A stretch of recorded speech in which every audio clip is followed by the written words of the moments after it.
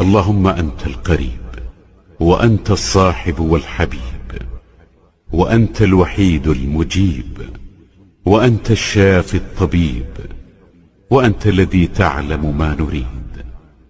اللهم ارحم ضعفنا، وآمن روعنا، وأسعد قلوبنا، وفرج همومنا، واصرف عنا ما يقلقنا ويعكر صفونا، وارزقنا صبرا جميلا ومن بعده أجرا وعوضا، وألبسنا لباس الصحة والعافية، وارزقنا قلبا خاشعا وعملا صالحا وتوفيقا من عندك، وارزقنا عفوا. السلام عليكم، ازيكم حبايب؟ عاملين ايه؟ يا رب تكونوا بخير. يا صباح الفل والورد والياسمين، صباحكم مشرق بنور الله. يا صباح روايح اللي زي الفل. يلا بينا نعمل مع بعض الرز بالشعرية، ومش هنعمل بس كده، هنعمل كمان بطاطس مقرمشة، وهنعمل مع بعض الطاجن اللحمة بالبصل، حاجة كده فاخر من اخر. هو اسمه طاجين بالمغربي. الاكلة دي مغربية، اسمين الاكلة بتاعتنا النهاردة نص مصري ونص مغربي. يعني واخدين الرز بالشعرية المصري، هما بياكلوه بالخبز واحنا عملناه بالرز.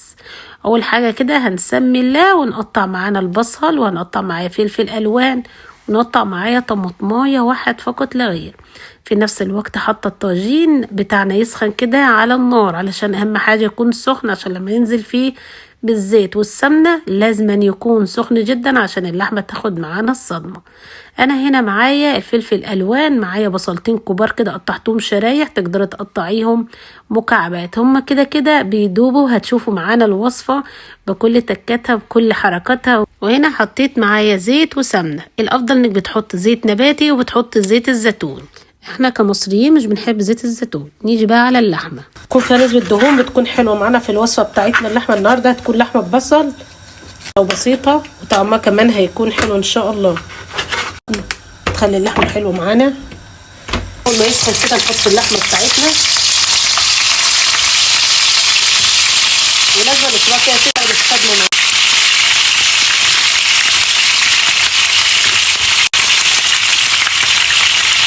بنسيب بقى حتتين العظم دولت، بيخلي الاكله معانا.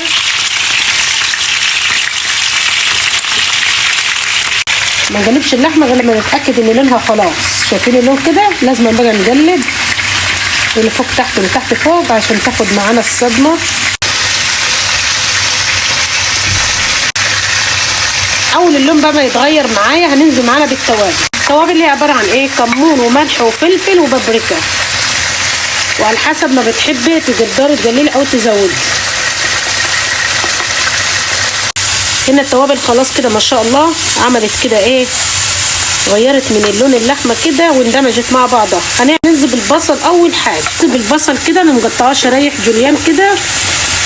اول حاجه البصل نسيبهم كده يعملوا ايه، يدوبوا كده سوا مع بعض. لازم بقى نقلبهم كويس كده عشان يندمجوا كده سوا مع بعض، ونرجع له تاني.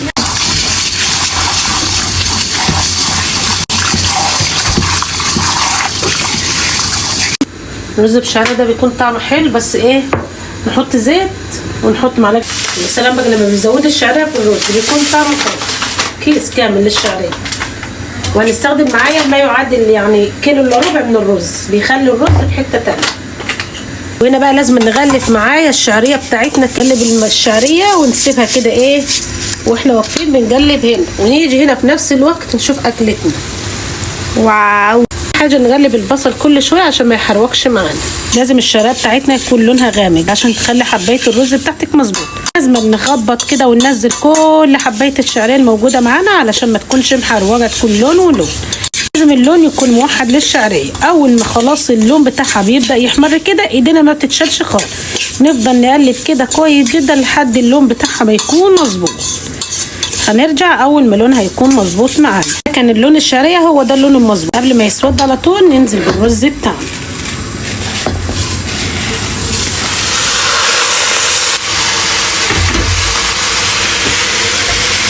طبعا لغايه ما نمسك الرز بتاعنا كده بالشعريه نديله تشويحه مظبوط. كل ما بتشوحي الرز بالشعريه كل ما بتاخدي حبايه الرز بتاعتك مفروله وبتكون حلوه. في الوقت ده هنحتاج المعلقه العاديه خالص عشان ننزل اي حاجه موجوده معانا على الحروف. مادام هنعمل لحمه ببصل يبقى هنستخدم معايا من التوابل للرز. هنستخدم ملح وكمون وذره بسيطه من الفلفل، ده بيخلي معاكي الرز طعمه حلو. على حسب نوع الرز هتاكليه في ايه بتقدري تزودي التوابل بتاعتك، الملح والفلفل فقط لا غير، ما نقدرش نزود اكتر من كده في البهارات في الرز. هنزود للرز بتاعنا ميه تكون بتغلي، نقلب كويس جدا كده. سخونيه الحله اللي مخليها تطرطش كده. هننزل بقى حبايه الرز علشان لو في حبايه على الحر هتخلي الرز بتاعك طعمه كده يكون ني. اهم حاجه ننزل الرز اللي على الحروف ونقلب كويس جدا. وهنا الرز بتاعي ما كانش بيشرب ميه سوائل كتير، يا دوبك هنكون مغطياه فقط لا غير. هنغطي الرز ونسيبه يستوي. هنسيبه 10 دقايق على نار عاليه و10 دقايق على نار واطيه. ونرجع للوصفه بتاعتنا ونقلب كويس جدا. كل 5 دقايق كده نديلها تقليبه علشان خاطر تكون مظبوطه معانا. تمام، شايفين؟ لو سبتها هتتحروق مننا، يبقى لازم نقلب كده كل شويه عشان تكون لونها مظبوط معانا. هنرجع نزود معانا ايه تاني يا ترى؟ استنوا كده معايا. هنزود ذره من القرفه ونزود نص معلقه من الكركم تشويحه عشان اللون بتاعنا يكون ايه؟ اللون الاصفر اللي احنا عايزينه،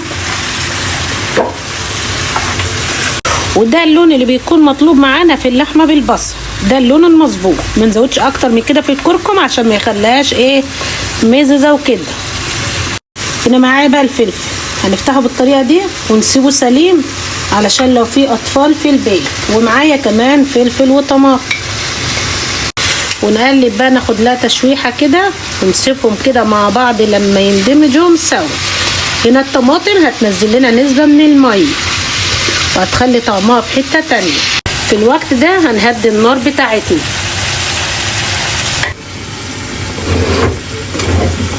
وهنيجي نهدي النار هنا كمان على الرز.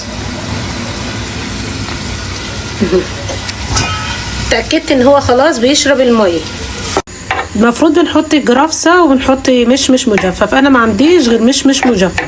هنقسم الواحده كده نصين 2 ونعمل لها محلول ناجع كده في ميه سخنه. نقطعها كده بالطريقه دي. المشمش ده مركون معانا في التلاجة، يعني مشتريتوش، الحاجه الموجوده في البيت بمشي بيها حالي. وهنا هنسيب المشمش ربع ساعه في الميه السخنه بالظبط. ربع ساعه كده هيعمل لها حمام بخار، هيطر الحبايه بتاعتنا معانا. ولو عندك كمان جرافسه هتعملها نفس الطريقه.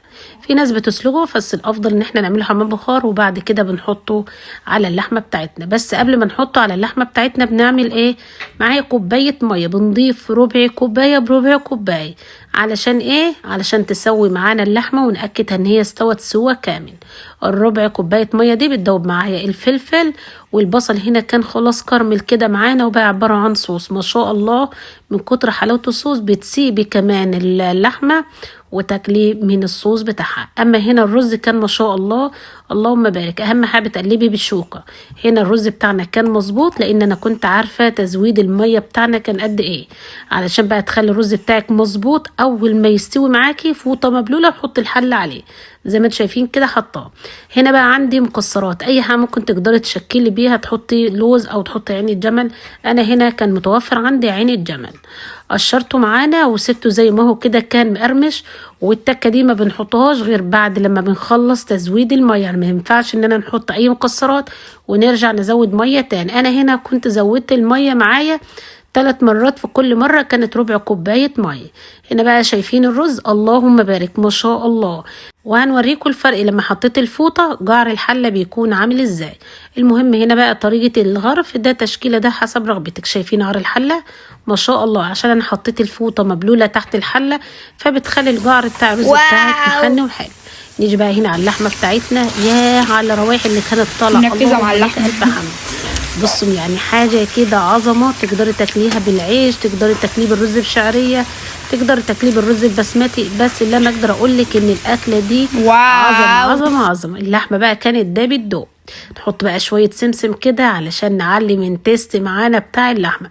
حد هيقول لي سمسم مع اللحمة؟ جربوا بس الطريقة دي وعمركم ما هتسلوها. يا سيدي بقى على التسوية في الطاجين، جربها لو عندك طاجن فخار واعملي التكة دي وكلي بقى وادعي لي. اللهم صل على سيدنا النبي. لو وصلت معايا في الفيديو لحد كده يا ريت تحط لنا اللايك والاشتراك لقناة وفاء خالد، واستنونا بفيديو جديد. ياه، رجل واحد راح خالص تاني للطاجين. الطاجين المغربي ده حاجة يا جماعة فظيعة. اللهم صل على سيدنا النبي، حاجة كده في آخر من الآخر. لو عجبك الفيديو حط اللايك. أسيبكم.